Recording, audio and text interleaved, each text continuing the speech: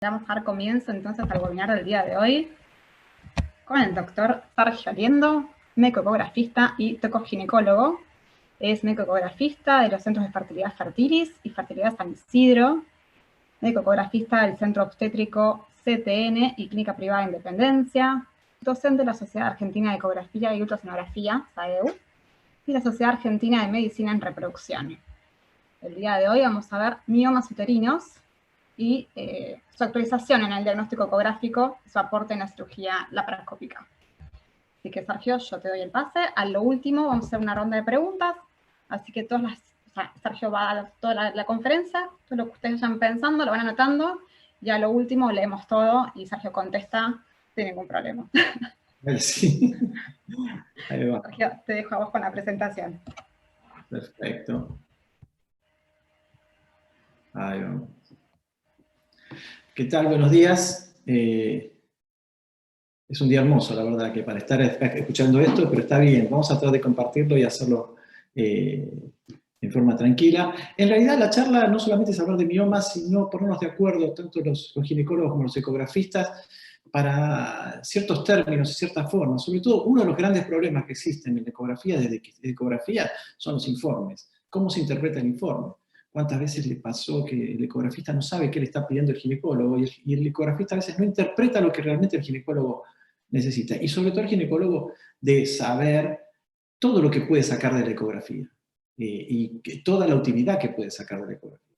¿Cuántas veces les pasó que recibieron un informe o hicieron una cirugía y se encontraron menos de lo que la ecografía decía y otra vez se encontraron más de lo que la ecografía le decía?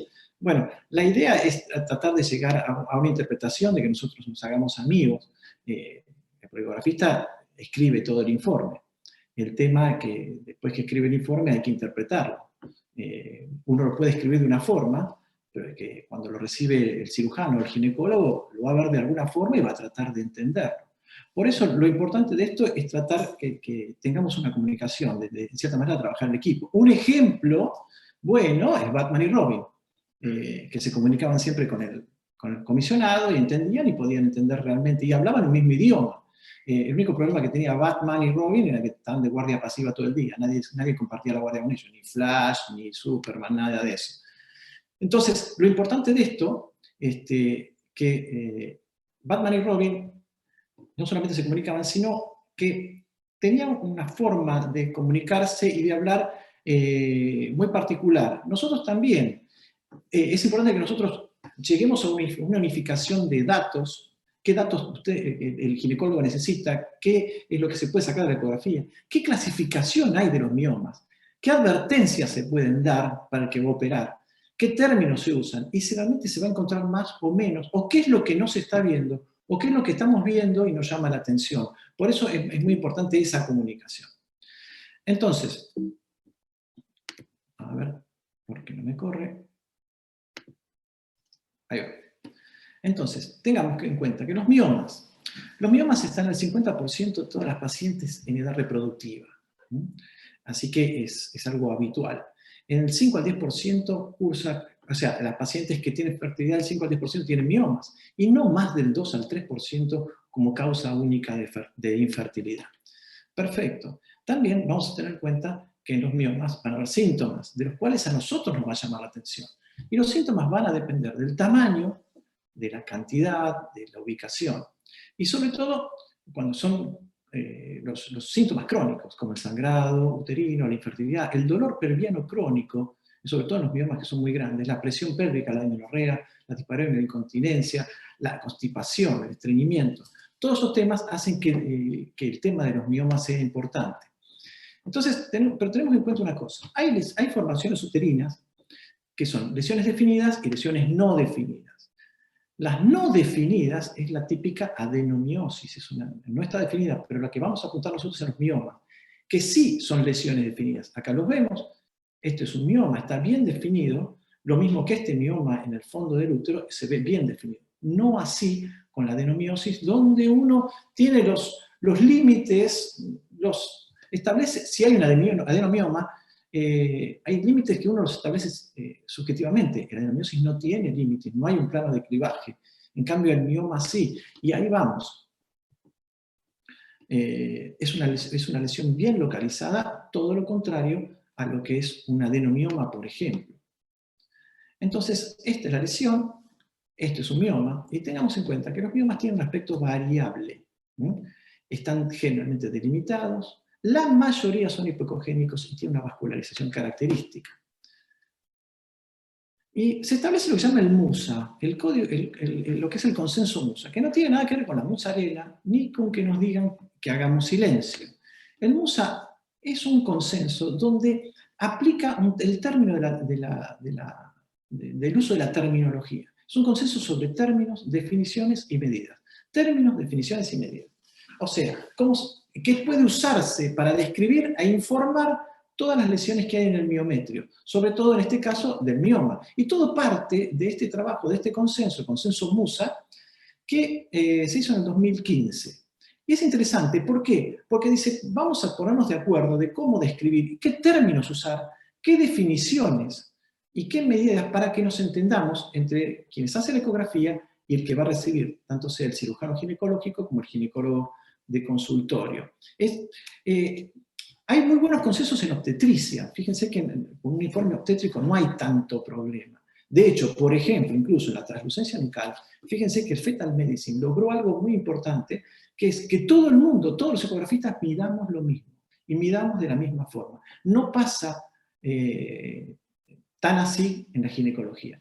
Por eso, uno de estos consensos es con respecto al miometrio. También hay consensos en endometrio, hay consensos en ovario, pero este es el consenso MUSA. Y vamos a ir un poquito, ¿qué es? Es una clasificación consensuada entre el ginecólogo y el ecografista. En otras palabras, saber de qué estamos hablando y que ambos entiendan. Y esto es interesante. Tengan en cuenta que siempre pasa lo mismo. Tengan en cuenta que Bocchini y Bertoni se entendían muy bien. Los dos en funciones diferentes se entendían. Lo mismo que el Beto y JJ. Lo mismo pasaba con Palermo y Marzo Esqueloto. Con el Huracán del 73, con Babington y Brindisi. Dos volantes que jugaban, que eran en posiciones invertidas. O la máquina de River. La máquina de River que se entendían chiflándose. Y sabían cuándo tenía que ir el pase más largo, más corto, quién iba a pasar por atrás. Eran términos, eran definiciones y eran mediciones. Entonces, ese es el equipo y esa es la coordinación que se trata, el MUSA, por ejemplo, de lograr. Y el motivo de esta charla es exactamente eso. Entonces, ¿cuáles son los datos que le interesan conocer al ginecólogo sobre los miomas o en el informe ecográfico? Y bueno, por ejemplo, tiene un aspecto variable. ¿Y el aspecto variable de qué depende?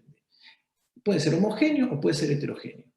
Y dentro de que sea heterogéneo están los hipoecogénicos, isoecogénicos y hiperecogénicos. ¿Y de qué depende eso? Y del porcentaje de células musculares, o sea, el porcentaje que hay entre las células musculares y el estroma fibroso. En eso va a dar el aspecto de la lesión. Entonces, el MUSA describe los hipoecogénicos, el isoecogénicos o el hiperecogénico. ¿Cómo lo vemos en la práctica? Y tenemos acá los hipoecogénicos, que son más oscuros, el hiperecogénico, donde va a haber mayor tejido fibroso, y esto que ustedes parece que no ven acá, y acá hay un mioma, es el isoecogénico. ¿De acuerdo? Y ahí se ve que es difícil de detectar. El otro, el aspecto variable, tiene ecogenicidad mixta, ¿no? Los que son de diferentes formas, que no son todos homogéneos, los que tienen áreas hiperecogénicas, los que tienen áreas quísticas, y eso se ve en la práctica diaria. Entonces vemos acá que se ve un poco más homogéneo, acá más heterogéneo, ¿no? Porque quizás probablemente haya algunas clasificaciones, y este que viene con áreas quísticas.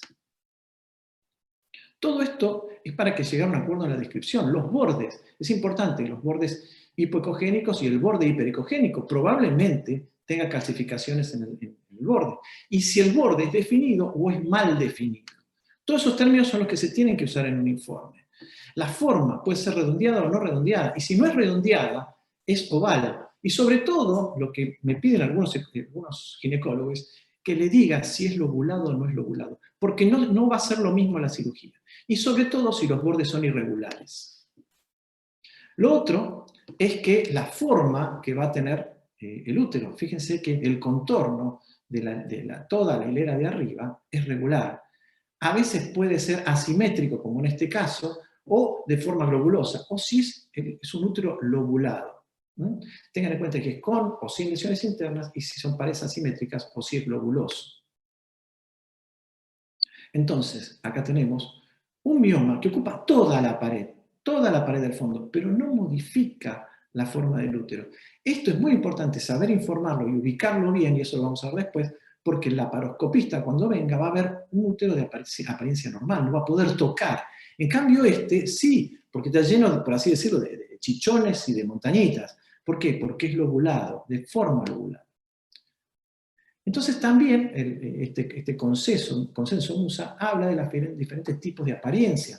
Si es uniformemente hipocogénico, si no es uniforme porque tiene calcificaciones, o tiene icogenicidad mixta, o forma estas bandas que son como abanicos, que es lo mismo que se ve acá de esto, o si hace una sombra posterior. Acá hay mucha calcificación y es muy difícil establecer el tamaño exacto. ¿Por qué? Porque hace toda una sombra hacia atrás. Tengan en cuenta que tiene procesos degenerativos, tanto como transformación adenomatosa, necrosis, arenalización, degeneración grasa, etc.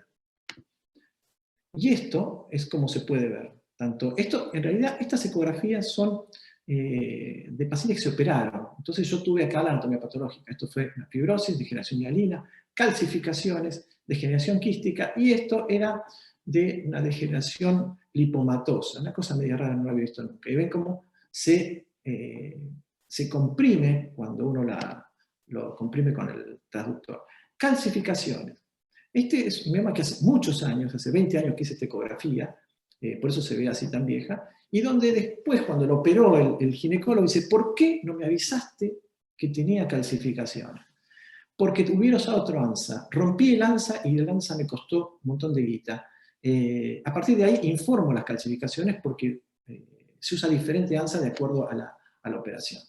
Entonces, fíjense la diferencia de imágenes, estas son imágenes más nuevas, donde se ven las calcificaciones, y las calcificaciones internas. Acá no hay calcificaciones periféricas, sí acá lo hay, por eso hace este cono de sombra hacia arriba. Perfecto, acá hay más calcificaciones. Incluso si no es tan calcificado, se pueden ver vasos internos. Tengan en cuenta que podemos saber, el mioma desplaza las arterias arcuatas, las radiales, pero tiene sus vasos internos. Cuando está muy calcificado, prácticamente no se ven los vasos internos. Y vamos a ver algunas clasificaciones más. Fíjense el cono de sombra, mejor dicho, toda la sombra que da para atrás, y lo irregular que es esto. Esto es muy importante que el ecografista lo informe, de contornos y de bordes irregulares. Y esto pasó en febrero de 2019. Veo esta imagen y pienso que es un ovario. Algo raro, múltiples quistes, una imagen grande. Teníamos 10 centímetros, esto es lo mismo. Esta es la misma imagen. Entonces dije, puede ser un ovario, pero no, el ovario lo encontré acá. Entonces, ¿qué sería? Al final de todo, un mioma con proceso degenerativo. ¿Cómo llegué a esa conclusión? Porque busqué en los archivos, la paciente me dijo, usted ya me atendió, en noviembre de 2018 tenía estas imágenes. No era tan quístico, pero empezaba con los procesos degenerativos internos, pero ya no medía 15, 20 milímetros, sino medía 13. O sea que estuvo creciendo. Pero seguí buscando, y en el año 2017 medía 10, y era diferente. Y seguí buscando, y en el 2012 tenía una ecografía donde era de 3 centímetros. Entonces, estos procesos degenerativos, probablemente esa heterogenicidad creciente, depende un poco de su crecimiento. Es una heterogeneidad creciente de la formación que tenga o no calcificación, tenga o no cambios quísticos, pero generalmente está relacionada a su crecimiento. A medida que crece, va teniendo procesos degenerativos. Perfecto, entonces nosotros vamos a evaluar varias cosas. Uno, la localización, si es anterior, posterior, fúndico, o sea, dónde está ubicado en el útero, el tamaño que tiene, sobre todo el tamaño lo más preciso posible, y la situación, dónde está ubicado. Sobre todo los que no se van a ver por fuera, los que no modifican la forma del útero, porque el laparoscopista no lo va a poder ver. Pero hay que tener una buena descripción, o sea, y una descripción sencilla, en pocas palabras, ¿de acuerdo? Y eso se pensó. Fíjense, por ejemplo, la película Tiburón, Jaws, con ese nombre uno ya sabe lo que era, ¿de acuerdo? Ya sabe, o sea, uno ya sabe que era tiburones que iban a ser desastres. O Sharknado, es una película de clase B, una película muy bizarra, Sharknado, que era un tornado de tiburones que caían en la ciudad de Miami. Venía un tornado y caían 200.000 tiburones que se comían no solamente a la gente, sino se manducaba a medio elenco, algunos por la mitad, otros por parte, otro entero, pero una cosa rara. Y es una película, bueno, pero Sharknado ya decía, un tornado de tiburones. Uno dice, bueno, bizarra, un desastre. Bueno, fue una de las películas más taquilleras de Estados Unidos y llegó hasta Sharknado 6. Así que los que lo quieran ver y ver una película de clase B, se querían reír un rato, pero ya el título lo decía. Entonces, esto se pensó para la clasificación. Vamos a decirlo en pocas palabras. Los miomas submucosos, ¿no? Y lo clasificamos en el submucoso pediculado como T0, el T1, los que tienen menos de un 50% intramural, el T1, perdón, tenemos T0, T1, menos de un 50% intramural, y T2, el más de un 50% intramiometral. Esto se entiende y se ve, de acuerdo a esta localización, de cómo está ubicado el mioma en la pared. Entonces, nosotros tenemos acá un ejemplo. Son ejemplos de ecografías viejas estas. Y fíjense, todo lo que es en rojo está intracavitario. O sea, este primero está totalmente intracavitario, este es un T0. Este es un T1, donde hay mayor porcentaje de intracavitario que de intramural, y el T2, que es más intramural que intracavitario. Ya con decir T1, T2, T0, T1, T2, el ginecólogo ya se tiene que ubicar. Entonces, pero también tenemos los intramurales subserosos. Entonces lo dividieron en T0, T1, T2 y T3. El T0 es el subseroso pediculado. El T1 es más subseroso que intramural. El T2 es más de un 50% intramural y el T3 es invasión total de la pared uterina, incluso que desplaza al endometrio. De acuerdo con la localización, nosotros vamos a ver que tenemos el T0, que es esto, este es el mioma, es un mioma pediculado, subseroso pediculado.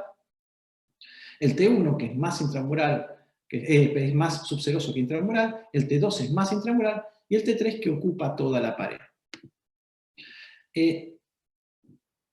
También hay otra clasificación, que es la clasificación de la FIGO. Lo ven así y usted dice, esto es un lío bárbaro, y no se equivoca. Esta es la clasificación de la FIGO, que no tiene nada que ver con FIGO, pero lo puse ahí porque buen jugador. Y hasta porque me parece que la escribió él, no la escribieron, no hubo un consenso con esto, no sé. Fíjense, lo que nosotros veíamos tan fácil, la complican, digo yo, en T0, T1, T2, T3, hasta 7, ¿de acuerdo? Bueno, yo la quise implementar y se las mostré y se las mandé por mail a todos los ginecólogos con los que yo trabajo, y todos prefirieron quedarse con la anterior. ¿Cuántos ginecólogos aceptaron esta clasificación para que yo se lo describa con esta clasificación? Ninguno, nadie, ninguno de toda la ningunidad la quiso. Así que vamos a ver si de alguna forma los convenzo, porque es una clasificación internacional. Pero con la otra se arreglan y se manejan bastante bien. Fíjense, quise hacer la comparación entre lo que es el otro y realmente se vuelve un poco complicado. Pero quizás algún día lo empecemos a utilizar. Bien, entonces vamos a repasar. Tenemos el T0 subseroso pediculado. Este es el mioma que es pediculado, este es el útero, está separado, acá hay un pedículo. El T1, que es menos intramural, es bien subseroso, este es el útero. El otro, que este es el útero, y el mioma es más intramural, y la invasión total, este es un corte transversal donde todo este mioma comprime y desplaza la línea endometral. Bien, y los submucosos, tenemos el que es T0, es pediculado, es totalmente intracavitario, menos de un 50% intramural, es más intracavitario que intramural, y este que es más intramural que intracavitario, que es el T2. Esta es la que estamos usando. Pero es muy importante que podamos describirle al laparoscopista dónde hay un mioma. Fíjense que acá el mioma no deforma mucho, y el laparoscopista no puede tocar. Entonces, lo que vamos a tratar es de ayudarlo y decirle que se ubique en la pared anterior, a tanto del fondo, a derecha o a izquierda de línea media, para que sepa que ese mioma que no está deformando la apariencia, dónde se encuentra exactamente. ¿De acuerdo? ¿Histeroscopía o laparoscopía? Y lo tienen que elegir, y nosotros tenemos que ayudar. ¿De acuerdo? Los miomas submucosos. Tengan en cuenta que muchas veces los miomas submucosos, lo que se ve en la histeroscopía es la punta del iceberg. Entonces nosotros tenemos una parte endocavitaria y una parte intramural. Entonces, el estereoscopista no lo va a ver, pero nosotros sí, y se lo tenemos que informar con anticipo. Entonces nosotros tenemos, por un lado, el útero. Ese es el endometrio. Eso negro es el mioma. Tenemos una parte intramural y una parte endocavitaria. Pero ojo, hay que informar el miometrio, o sea, el margen libre de lesión. ¿De acuerdo? Esto es muy importante. ¿Cuánto queda hasta la serosa? ¿Hasta dónde se puede meter o tratar de sacar sin perforar? Y sobre todo para ver cuánto le queda. No solamente este miometrio libre de lesión o margen libre de lesión externo, sino también están los margen libre de lesión interno. Tengan en cuenta, esto no es otra cosa que medir las distancias a las serosas. Este es un corte longitudinal y mido la distancia hacia la serosa posterior. Este es un corte transversal y miro cuánto tiene hasta la serosa lateral. Y esto, cuánto tiene hasta el fondo. Sobre todo para saber cuánto tiene que sacar y no perforar. Perfecto. Y acá está lo que decíamos. Todo esto pertenece también al consenso Musa, donde se establece, y se debería informar, el margen libre de lesión interno y el margen libre de lesión externo. Y esto, ¿cómo se ve? Acá se ve perfectamente cómo es, dónde está marcado el margen libre de lesión. Ahí no hay lesión. Lo mismo el interno, y este es muy importante para fertilidad, sobre todo si deforma o no deforma, si desplaza o no desplaza la línea endometrial. Hay miomas que no se sacan por el hecho de que no deforma y no contacta la línea endometrial. Entonces el margen libre de lesión interno y el margen externo. Perfecto, acá tenemos margen, no, ocupa toda la pared. Contacta, no desplaza el fondo de la cavidad y llega casi hasta la serosa. Si hay un margen, es muy pequeño. Bien. También la penetración, en lo posible informar el porcentaje que hay de penetración.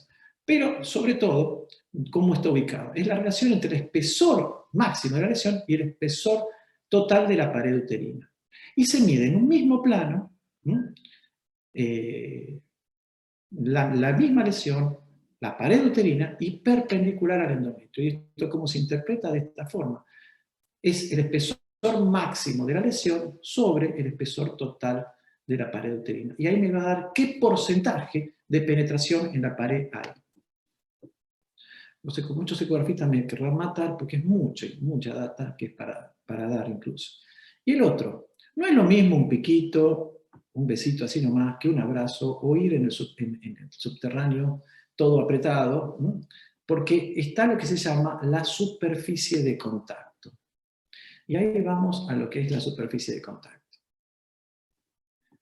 Cuando tenemos sobre todo pacientes que están con infertilidad o que tienen metrorragias intermenstruales, acá vemos todo un mioma y vemos el endometrio desplazado. No es lo mismo que apenas lo alcance que lo desplace. Entonces es muy útil medir esta superficie de contacto o la extensión de contacto. Entonces el ginecólogo se va a ubicar más de cuánto está afectando. Fíjense esto.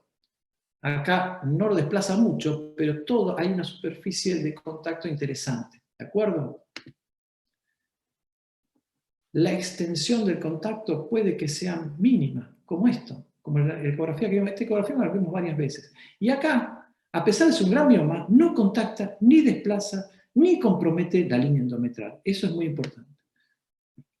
Y bueno, están también los cortes multiplanales, aquellos que tengan aparatos para hacer 3D, nos va a marcar dónde está ubicado la lesión, en un corte transverso, en un corte longitudinal, y el corte que va a hacer la computadora, que es el corte frontal, ¿de acuerdo? Que es este corte. Y acá vemos lo que es, en un corte longitudinal, el margen libre de lesión. Y por supuesto, se puede medir incluso el porcentaje, eso también si uno quiere, el porcentaje que ocupa dentro de la cavidad. En este caso, un 25%.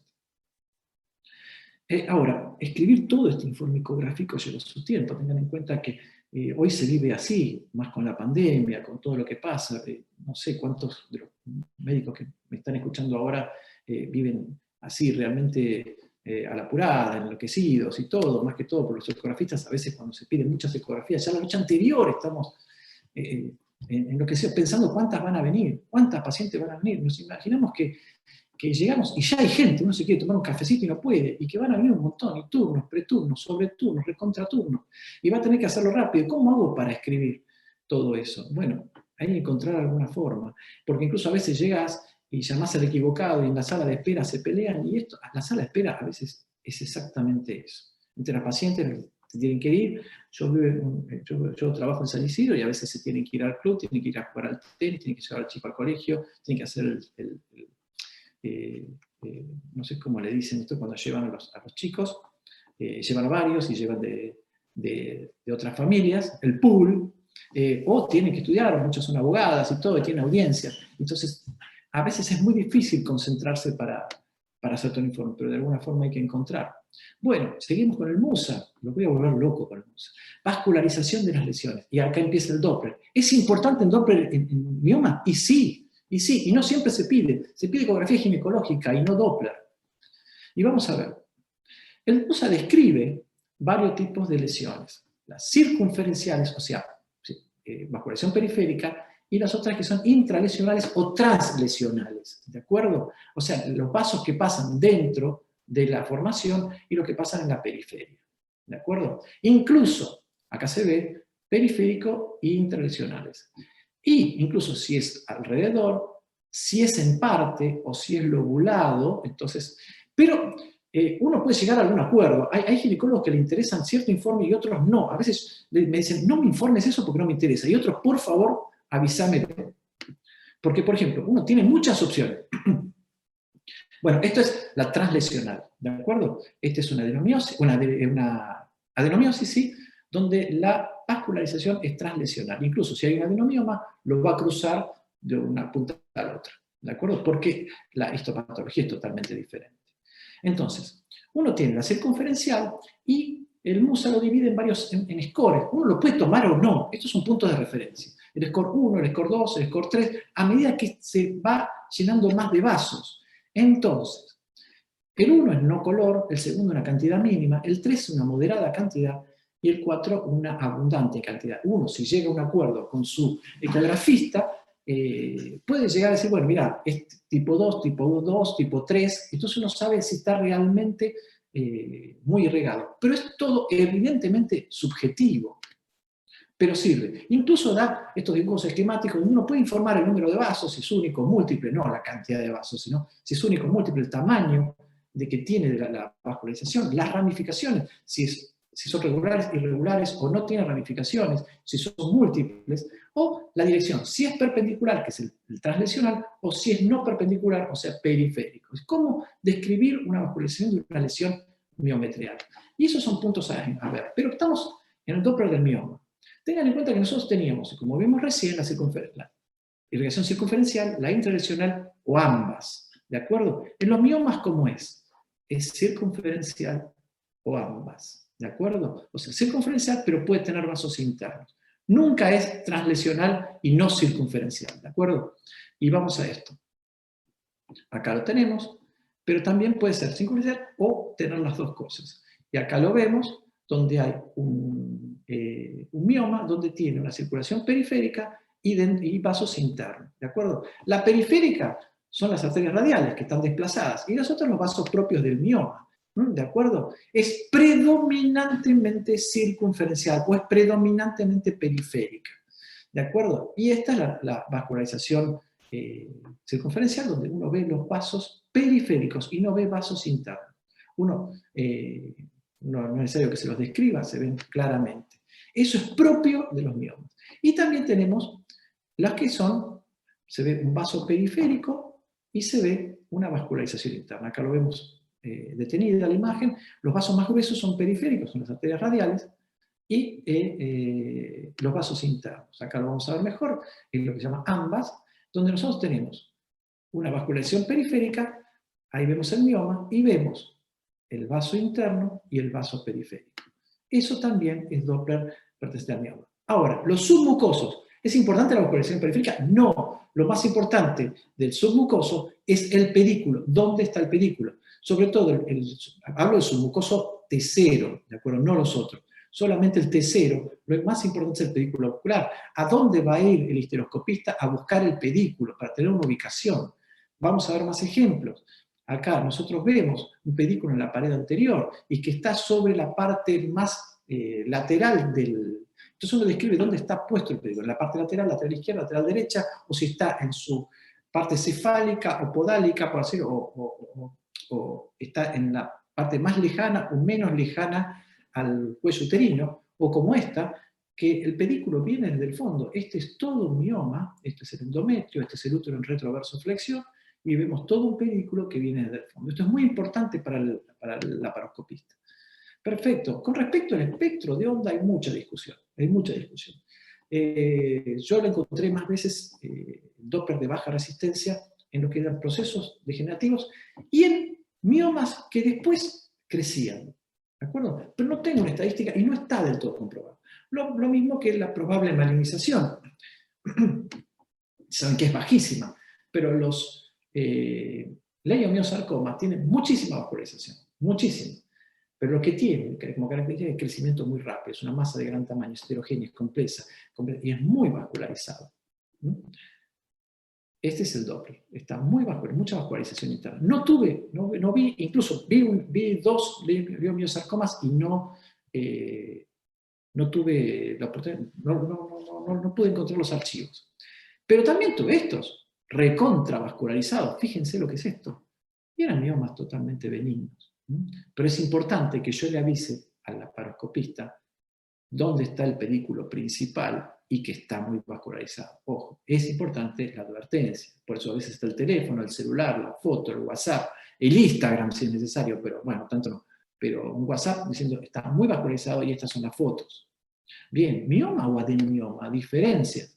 Bueno, el adenomioma parece un mioma y muchas veces viene informado como mioma, pero este borde es más difuso, son lesiones difusas, fíjense, y la vascularización es interna y difusa, y tiene bordes poco definidos, muy poco definidos, no puedo encontrar el plano de clivaje. Entonces tenemos la adenomiosis, tiene mejor dicho, está mal puesto, es un adenomioma, tiene una vascularización translesional y una irrigación interna de una trama irregular y muy difusa. En cambio, el mioma es inconferencial, es periférico, es perilesional. Y eso nos tiene que quedar claro. El otro es como un mioma nace. Acá vemos el cuello todo dilatado y un mioma nace. Es muy importante que informemos dónde está el pedículo, si en la pared anterior, posterior, lateral, y dónde está, a qué distancia tengo yo el nacimiento del pedículo vascular. ¿Algo más me puede aportar el Doppler? Y puede ser. Puede ser, porque esta parte que les voy a decir ahora, algunos me dicen, a mí no me interesa, y otros se mueren para que se los informe. Y ustedes se mueren por saber qué les voy a decir. Bien, ¿por dónde pasa la uterina? Entonces, la uterina puede pasar anterior, puede pasar posterior al mioma. Hablo de un mioma subseroso, sobre todo en la pared, mejor dicho, en la pared lateral, que puede ser intraligamentario, puede pasar por fuera o puede pasar medial, ¿de acuerdo? Puede ser lateral o medial. Entonces, podría sugerir, si yo digo por dónde está pasando la uterina, si es por delante, por posterior, lateral o externo, podría sugerir la vía de abordaje, ¿de acuerdo? Y esto lo puedo ver por ecografía y se puede ver, yo puedo ubicar la uterina. Sobre todo en los miomas subserosos. Fíjense, acá tengo la arteria uterina, la puedo ver tranquilamente, está latiendo. Puedo probarlo con Doppler, acá están los vasos, los grandes vasos, pero veo el mioma y veo por dónde está pasando la uterina. Puedo decidir si es anterior o si es posterior. Este es un corte longitudinal, que lo veo, y este es un corte transversal. Algunos lo quieren y otros me dicen, no me lo informe, a mí no me interesa. Puede venir este informe. Se visualiza imagen parauterina sólida, heterogénea, compatible con formación sólida, ovárica o mioma subseroso. Ustedes dicen, ¿y esto qué le digo a la paciente? Y la paciente te dice, ¿es malo o bueno? Sí y no.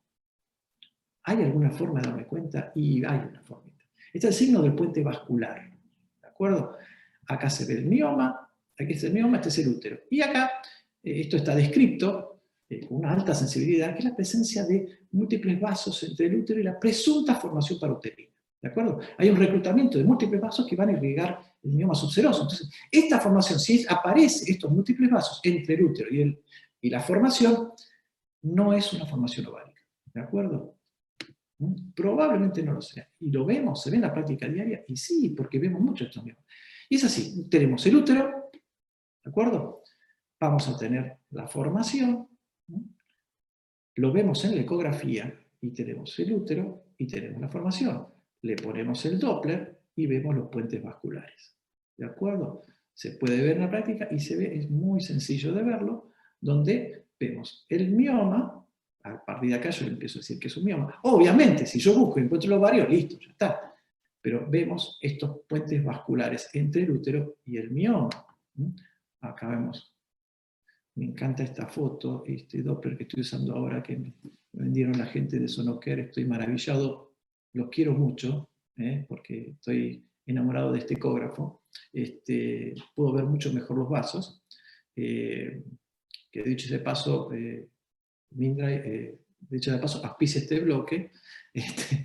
Acá vemos el útero, acá vemos la formación, se ven estas imágenes hiperecogénicas, lineales, pero en realidad son los vasos, los puentes vasculares. Bien, no uso mucho, muy poco, hace muchos años, después esta foto es vieja, la sonohisterosalpingografía. No lo hago por un problema práctico que tengo en un consultorio, pero sí son muy útiles, sobre todo para diferenciar un pediculado sésil o que sea pediculado, no me sale otra palabra. Pero sobre todo si tiene una base ancha, una base pequeña. Y sobre todo a veces distingue los pólipos del mioma, y si el mioma es más intramural que subseroso, que submucoso, perdón. Es interesante. Cuando hagan el pedido, por favor, ginecólogos queridos, pónganle que es control posmiomectomía. Porque a veces da una imagen parecida, ¿de acuerdo? Y puede ser que les caiga a la paciente, uno lo describa con un mioma y le diga, ¿usted no me sacó el mioma? ¿De acuerdo? Entonces, ¿qué puede pasar? Posmiomectomía. Esto es 7 días post una miomectomía. Se ve así, esto es muy fácil, uno ya sabe, la paciente lo cuenta, pero si uno encuentra esto y parece un mioma, esto es una cicatriz. Esta es la misma paciente 1 mes y medio después. Y esta es la paciente 3 meses después. ¿De acuerdo? Prácticamente no se ve nada y es un útero totalmente normal. Esta es la progresión post-miomectomía. Pero en este punto es el que nosotros, el que no sabe, o el que no leyó la orden también, piensa que es un mioma. ¿De acuerdo? Seguimos. Acá hay poscirugía, donde vemos esta retracción que se hizo en la pared anterior. Ojo, esto porque si la paciente se quiere embarazar, esto puede ser un poquito peligroso. Acá vemos, se sacó un mioma subseroso, y acá se ven los puntos, y se ve qué grosor quedó del endometrio, del miometrio. Acá es un mioma que de hace poquito que se sacó, es postoperatorio, y esto es como que de una cavidad bien cicatrizada. Esta es un poquito más peligrosa, obviamente. Cicatriz posmiomectomía. Y esto fue un caso que tuve hace muchos años, por eso la imagen es vieja. Esa es la pared uterina anterior, fondo uterino, endometrio y la cicatriz. Del fondo, una paciente que consultó por fertilidad, y el fondo, la cicatriz quedó de 2.3 milímetros. Es muy importante que se evalúe, que pidan que le evalúen las paredes en la posmiomectomía, y sobre todo si es una paciente que se quiere embarazar. Esta paciente se embarazó y tuvo una rotura uterina en la semana 29. El chiquito después anduvo todo bien, la paciente todo bien, pero fue un cuadro bastante importante, muy complicado. Este es el preoperatorio. Nosotros acá vemos el mioma. Fíjense la vasculación, esta congestión que hay alrededor del mioma, por eso muchas veces esta congestión altera lo que va a ser la implantación, ¿no? Sobre todo en el momento de la ventana de implantación del embrión. En el postoperatorio, miren cómo se normaliza, esta es la cicatriz, cómo se normaliza la vascularización. Esta paciente quedó con esta cicatriz, esto es cicatriz posmiomectomía. Esta paciente, fíjense que el miometrio quedó muy poco, milímetros. Esa es la cicatrización, eso es peligroso. Como lo informamos, el cirujano la volvió a operar y lo reconstruyó. Y después esta paciente se embarazó y tuvo un bebé. Eso es la reparación. Bien. Seguimos. ¿Qué es aquí lo que nos falta mucho? Hablamos de los síntomas, y esto lo vimos antes. Y los síntomas dependen sobre todo del tamaño, de la forma y cómo están ubicados.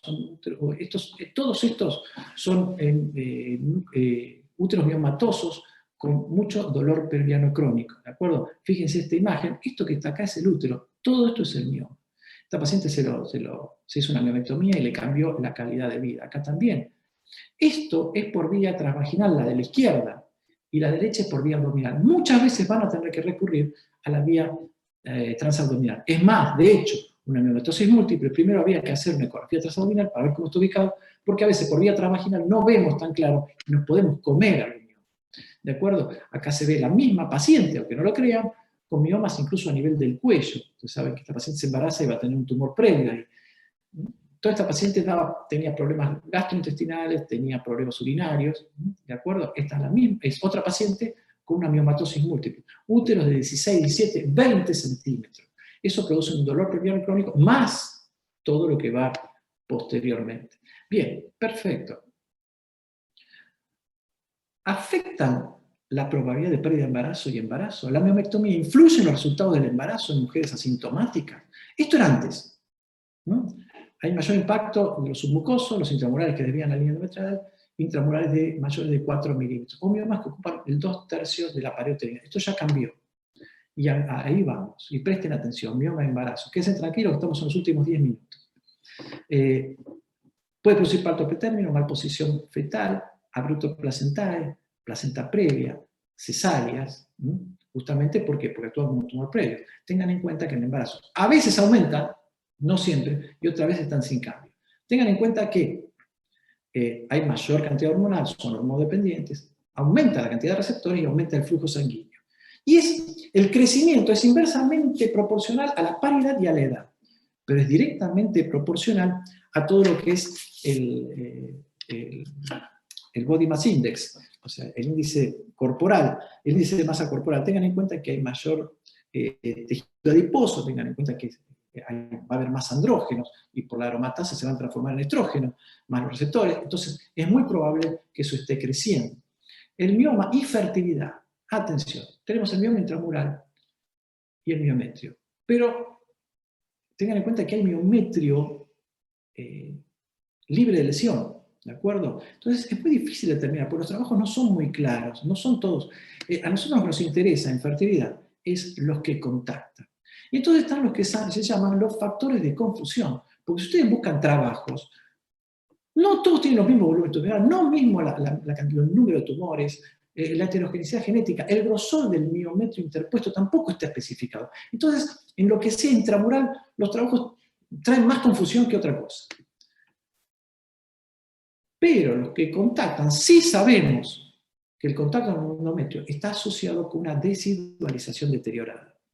Y está el mioma T3, mayor de 2 centímetros, que tiene menor tasa de implantación, de embarazo clínico y de partos. Esto está comprobado. ¿Y qué es el T3? Bueno, esto es de la clasificación de la FIGO, o sea, es el que nosotros vimos antes. Este es el T3, o sea, el que contacta el endometrio y es 100% intramural. Este T3 tiene, con respecto al grupo control, menor porcentaje de embarazo bioquímico, menor implantación, menor embarazo clínico y menor tasa de nacidos vivos, ¿de acuerdo? Pero mejora la tasa de embarazo posmiomectomía, ¿de acuerdo? Es un trabajo del 2018.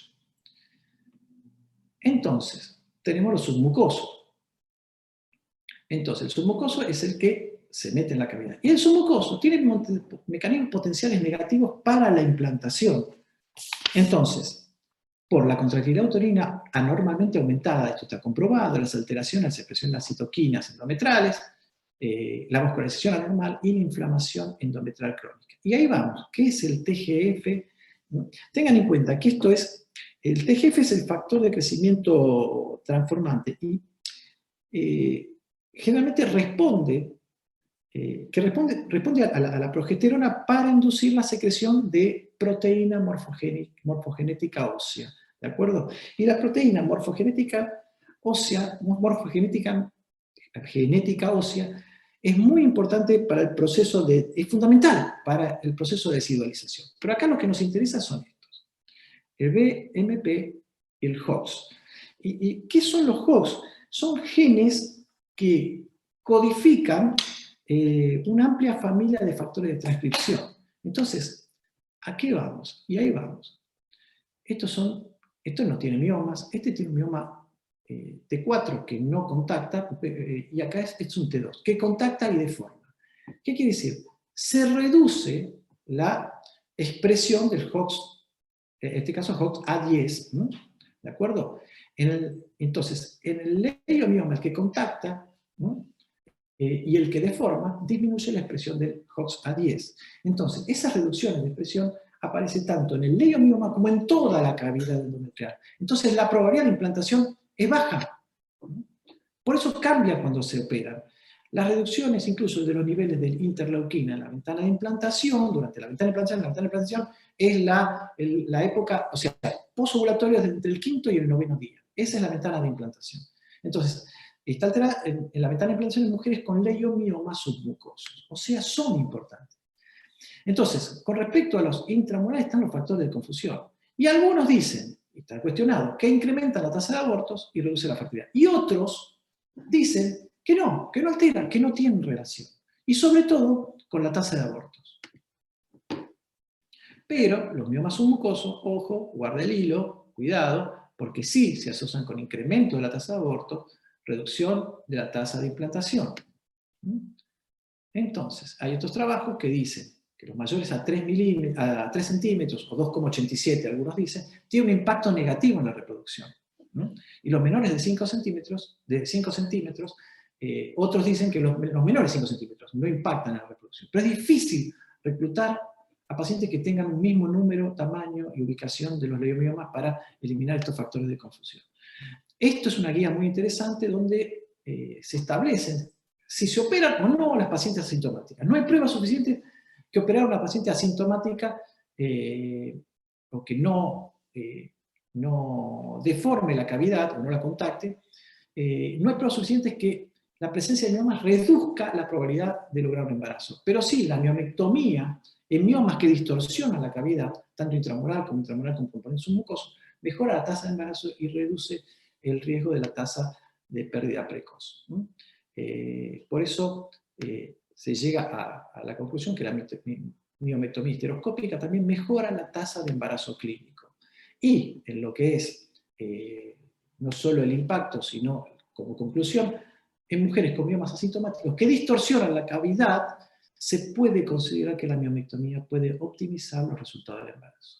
Y un pequeño dato de color es que o sea, en la miomectomía no se recomienda hacer una miomectomía para mejorar los resultados del embarazo en mujeres infértiles asintomáticas con miomas que no distorsionan la cavidad. Y otra cosa que no se ve, prácticamente no se ve acá, pero en otros países sí, que es que alguno puede ser razonable en algunas circunstancias, sobre todo en las que distorsionan la arquitectura pelviana, ¿no? Que complica el acceso a los ovarios para la recuperación de ovocitos. Y es cierto, a veces por los miomas uno no puede ver bien el ovario y uno tiene que recuperar esos ovocitos. Entonces le sacan ese mioma para las probables o las posibles próximas punciones para poder extraer los ovocitos. Con los ginecólogos que trabajan, los especialistas de fertilidad, de alguna forma se arreglan. Nunca tuvieron que hacer una miomectomía, pero de alguna forma empujan, arreglan, sostener, apretar la panza, pero encuentran el ovario. Esto puede ser razonable. Así que estos son más o menos así en general, y aquí llegó todo. Muchísimas gracias.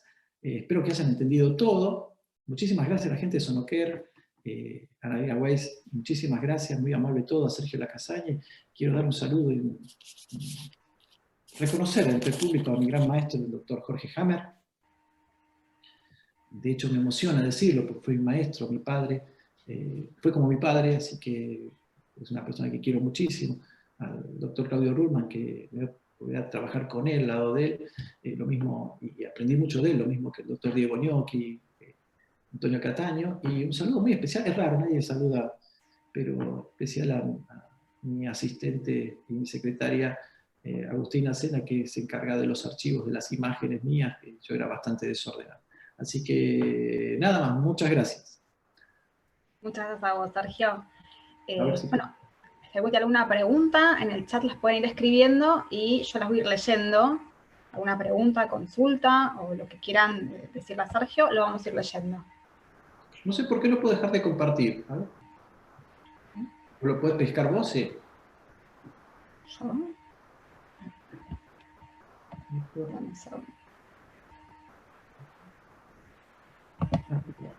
A ver, ahora sí. Ahora sí.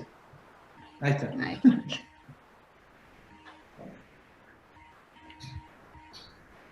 Sé que fue algo muy claro porque por ahora no tenemos ninguna consulta. Dicen que fue excelente la charla, un genio totalmente didáctica. Ay, gracias. Debe ser mi prima.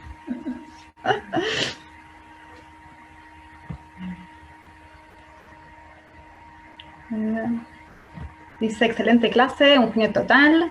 Una clase sobre DIU estarían pidiendo. Sí. Pero la próxima la podemos considerar. Excelente charla. Te están felicitando. Fue muy didáctico, claramente. A la gente les sirvió.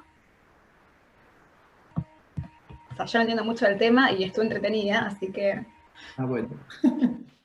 Acá preguntan, ¿adenomiosis es similar a miohiperplasia? No. La adenomiosis es otra cosa. La adenomiosis es cuando el tejido endometrial penetra hacia el miometrio. O sea, alrededor del endometrio hay lo que se llama la zona de unión. Es lo que se llama el miometrio interno.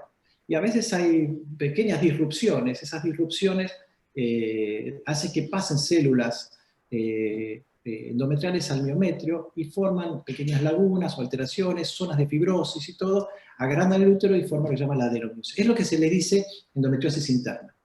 Eso, pero no la miohiperplasia. Pero tampoco se puede, no tenemos un ecógrafo histológico, no podemos ver la histología. Yo a veces lo informo como compatible a adenomiosis, pero es lo que yo supongo por las características. De hecho, hay un consenso, como el MUSA, sobre adenomiosis, porque en base a algunas, porque ¿cómo uno sabe que tiene adenomiosis? Tiene que haber hecho una histerectomía, no se hicieron tantas histerectomías. Entonces, en base a muchos estudios, se establecieron imágenes en las cuales uno cree que hay una adenomiosis. Después preguntan si sobre DIU y miomas, ¿qué se puede decir? ¿Sobre? Sobre DIU y miomas. Y yo, me ha pasado muchas veces que encontramos un DIU bajo, no por el problema que ustedes saben que aunque esté bajo sirve igual, el tema es que provoca dolor, sobre todo cuando está en la región ismico-cervical o en el cuello, produce dolor. Y es porque tiene un mioma en su mucoso grande. Y la mayoría de las pacientes no tuvieron ecografía previa a la colocación del DIU.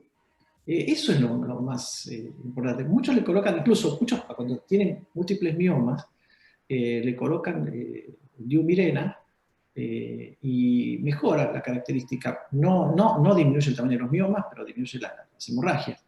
Pero si van a colocar un DIU, pidan una ecografía. Y en lo posible que les midan la distancia, la histerometría. Pero para ver el hecho de que no haya miomas submucosos o que cueste. Y sobre todo el DIU, cuando es un útero en retroversoflexión y tuvo una cesárea hace poquito, porque pega la vuelta en la histerografia. Y puede ser complicado. Lo mejor es hacerlo bajo control ecográfico. Si se puede. No todos tienen el consultorio un ecógrafo. Acá preguntan si el Mirena se puede colocar en úteros con miomas. Sí, si no deforma la cavidad, sí. Si no deforma la cavidad, sí. Ahora, si tiene la cavidad deformada, y le va a costar y va a ser complicado. Y sobre todo si hay un mioma submucoso, como pasa, no llega, no pasa, ¿eh? Y uno cree que está tocando el fondo y que llega hasta ahí y dice, lo puse en el fondo de la cavidad, y no. Incluso porque son úteros grandes, uno cree que lo puso 6 centímetros y está bien. No, hay que hacer una buena ecografía. Mejor dicho, hay que hacer una ecografía común. Eso se ve en una ecografía simple, común, transvaginal. Perfecto. Seguimos teniendo muchos agradecimientos a la charla. Y Bueno. acá la misma persona que preguntó sobre el Mirena pregunta si solamente ecografía transvaginal. Si la paciente no es virgen, es la mejor. Pero si hay miomas muy grandes, hay que hacer la transabdominal. Las dos, combinarla. Pero casi todos ya se piden endovaginal. Y es muy importante el Doppler en la evaluación de los miomas para ver cómo están ubicados, cómo viene su vascularización, y para diferenciarlo muchas veces del adenomioma. ¿Te sale alguna otra consulta? Por el momento, si no me equivoco, te leí todo.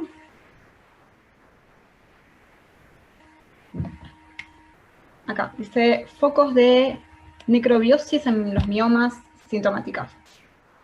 Sí, a veces se ve. Sí, tengan en cuenta que termina siendo miomas muy vascularizados, pero no tiene vascularización en el centro. Uno supone que es necrobiosis, pero sí, se ven, y se ven seguido. Si son asintomáticos, yo veo que los ginecólogos no hacen absolutamente nada. Nosotros lo informamos, suponemos, pero a veces han sacado lo que nosotros queríamos necrobiosis y era una degeneración quística común sin complicación.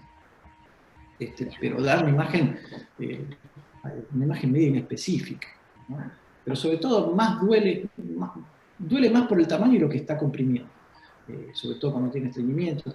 Muchas veces la paciente que no se quiere operar, y empieza a comprimir el uréter, empieza a comprimir el recto, empiezan a tener una mala calidad de vida, que después uno la convence, se opera y dice, yo no sabía que existía esto, ¿por qué no me operé? Me operé antes. Y me pasa todo, cuando aumenta el dólar. El miedo a la operación siempre suma. Sí, yo también, yo tengo miedo. Yo tengo miedo a una extracción de sangre.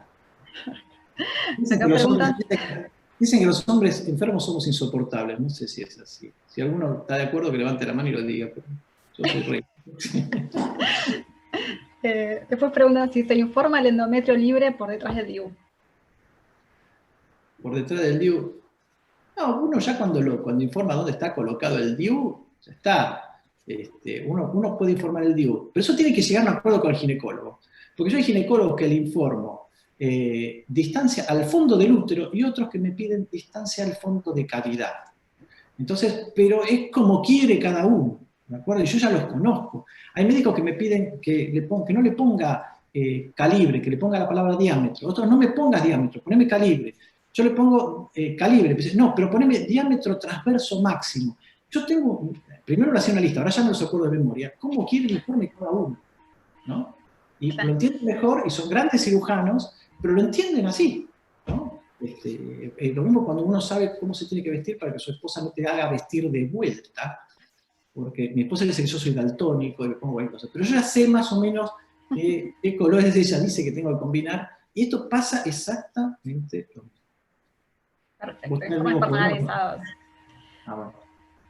Me consultan si podemos pasar tu mail para consultas después. Si me das autorización, yo después lo paso. No, lo que podés pasar, yo te voy a pasar los números de los consultorios y consulta directamente ahí.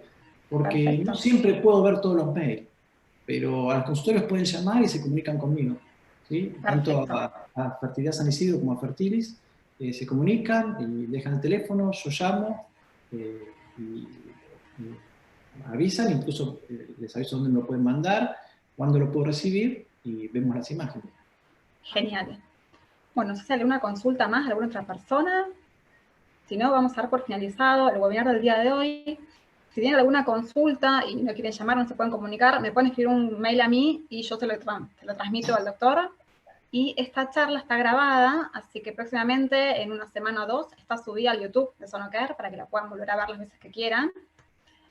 Y si alguno necesita un certificado de asistencia a la charla, también se los vamos a estar enviando por mail. Todo dentro de una semana o dos. Creo que hasta acá llegamos. Excelente charla, Sergio, la verdad, muy didáctica. Estaba nervioso antes, pero... Bueno, de parte de Sonocare y de Mindray te lo agradecemos muchísimo y próximamente haremos un nuevo seminario sobre otras temáticas. Un gusto haber compartido la mañana. Nos estamos viendo. Hasta luego.